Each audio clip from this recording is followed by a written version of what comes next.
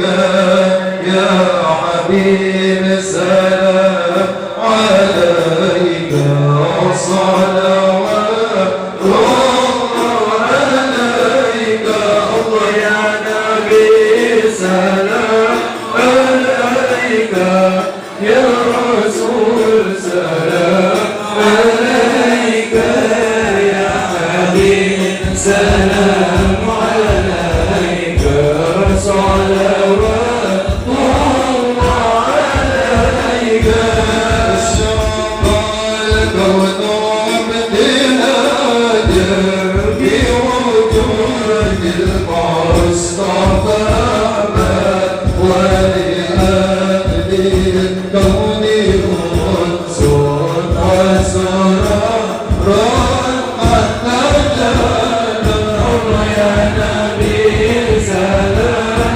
عليك يا رسول سلام. Jalan sendiri-sendiri, yaitu Al-Alim Al-Alamah Syekh Muhammad Tahir Datuk Pamulutan atau Sultan Hamidinsyah menuju ke arah timur, sedangkan adik beliau Sultan Ridwan Syah menempuh arah barat.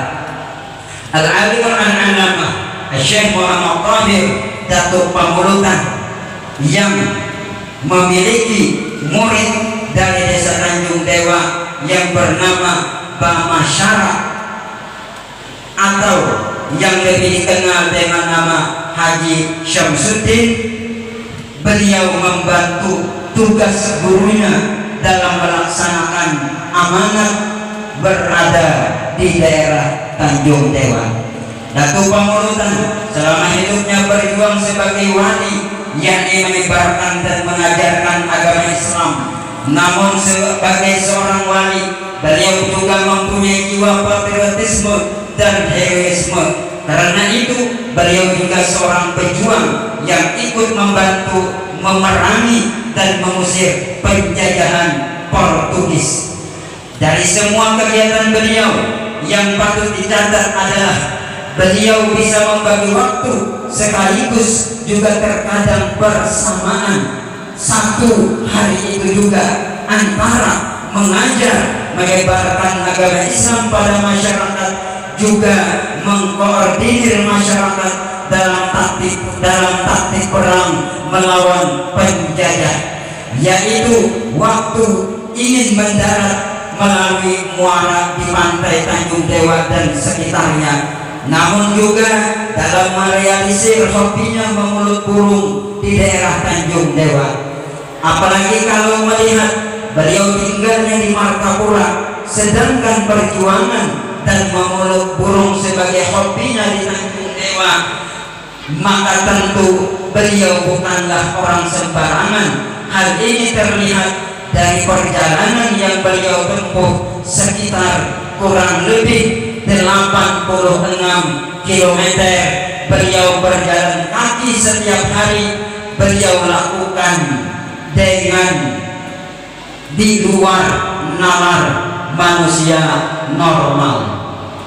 Dalam perjuangannya melawan penjajah Portugis, beliau banyak mempunyai anak buah yang waktu itu Portugis sudah sempat memasuki dan menduduki kota Banjarmasin. Nama kota tempo dulu kota Banjarmasin. Adapun anak buah beliau itu antara lain: pertama Patih Mulur dan Patih Matis. Keduanya bertugas di daerah ujung Pulau Pinang. Yang kedua Datu Saliwah. Datu ini bertugas di daerah Tabanio. Datu yang satu ini mempunyai ciri tersendiri, yakni beliau mempunyai muka yang hilang sebelah. Yang ketiga Pangeran Penyapu Rantau dan Pangeran Patih Sumpit. Keduanya bertugas di daerah Gunung Dahwa. Yang keempat Panglima Dumalik. Beliau bertugas di daerah Kandangan Lama serta mempunyai kesaktian pada senjata beliau yang berupa parang jarum, karena parang beliau terbuat dari sekarung jarum. Yang kelima, Patih Singa, beliau bertugas di daerah Tanjung Selatan.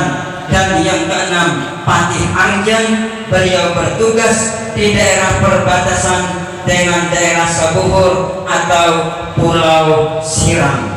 Kalau dilihat betapa repotnya seorang yang tinggal di Martapura, atau tepatnya beliau dilahirkan di desa Batang Banyu Mangapan, mampu setiap hari menyebarkan agama Islam, mengomando dan sekaligus mengkoordinir perjuangan melawan penjajah kala itu, masih mampu menyalurkan hobinya berupa memeluk burung. Itulah seorang wali yang Allah berikan kemuliaan dan kelebihan dari orang lain. Karenanya murid setianya yaitu Haji Syamsuddin selalu mengikuti kemanapun beliau melaksanakan tugasnya, apalagi daerah Tanjung Dewa adalah merupakan daerah asalnya. Hal-hal beliau langsung memberikan batas tanah yang dicadangkan untuk mengukurnya. Ahlan wa sahlan di Kodonikom.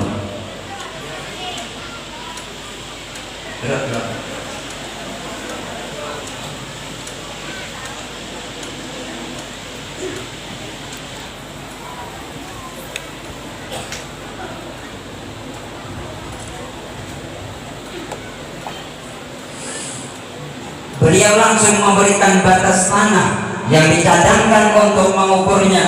Beliau kelak sudah meninggal. Beliau memberikan atau menggaris tanah dimaksud dengan ibu jari kaki beliau. Kenapa hal itu beliau lakukan? Karena kefanatikan beliau terhadap kesucian tanah yang akan dijadikan untuk mengubur beliau nanti, agar tidak tercemar atau tidak ternodai oleh hal-hal yang tidak suci, misalnya dilewati atau dikencingi oleh anjing dan semacamnya, apalagi sampai diinjak oleh kaum penjajah. Dan dari sinilah ada terjadi keajaiban yang menakjubkan bagi yang mengalami keajaiban tersebut.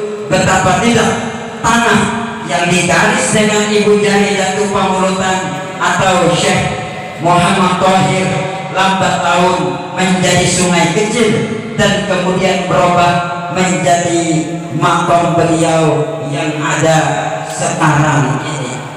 Sampai sekarang menjadi pulau tersendiri dan disebut dengan Pulau Datu. Beliau wafat dan dimakamkan di Pulau Datu pada tahun 1718 Masehi. Sedangkan murid beliau Haji Syamsuddin menyusul kemudian 8 tahun berikutnya, yakni pada tahun 1725 Masehi. Seputar wafatnya Al-Alim Al-Alamah Syekh Muhammad Thohir atau Datu Pamulutan, sebetulnya beliau wafat di desa tempat tinggal beliau di Martapura. Namun karena beliau sudah berpesan bahwa apabila kelak beliau meninggal, agar supaya dimakamkan di Tanjung Dewa, untuk itu jenazah beliau dibawa ke Tanjung Dewa. Karena jalan darat ketika itu belum ada, maka diantarkanlah jenazah beliau melalui jalan sungai dan melewati pesisir pantai atau laut. Namun disinilah kembali terjadi keajaiban dan kekuasaan Allah Subhanahu wa Ta'ala. Betapa tidak, sebab perahu atau lebih tepat disebut sampan kecil yang dipergunakan untuk mengantar jenazah beliau sangatlah kecil dan bukanlah sampan yang layak untuk dipergunakan. Karena di samping perahunya kecil, juga dalam keadaan bocor, sehingga semua orang tidak akan percaya kalau sampan tersebut mampu dipergunakan untuk mengantar jenazah beliau dalam jarak yang sangat jauh. Namun Allah Subhanahu wa Ta'ala menampakkan kekuasaannya. Ternyata dengan ridho Allah, kekhawatiran para pengantar jenazah beliau menjadi hilang dan mereka selamat sampai di Tanjung Dewa untuk mengantarkan jenazah beliau. 8 tahun kemudian, tepatnya 1725 Masehi, muridnya yang bernama Haji Syamsuddin atau lebih dikenal Bama Syara menyusul meninggal dunia dan dimakamkan di sebelah Al-Alimul Al-Alamah Al-Arif Billah Syekh Muhammad Tahir atau Datu Pamulutan. Majelis peringatan haul Datu Pamulutan yaitu Al-Arif Billah Syekh Muhammad Tahir yang kesekian kalinya. Mudah-mudahan insyaallah keberkahan selalu Allah curahkan kepada kita berdaan. Amin ya rabbal alamin. Assalamualaikum warahmatullahi wabarakatuh. Alhamdulillah, kita wajib bersyukur kepada Allah Subhanahu wa taala atas segala nikmat Allah. Nikmat Islam, nikmat iman, nikmat sehat, nikmat waktu yang luang, dan terutama nikmat tatkala kita sama-sama mempunyai keyakinan bahwasanya orang-orang yang dekat dengan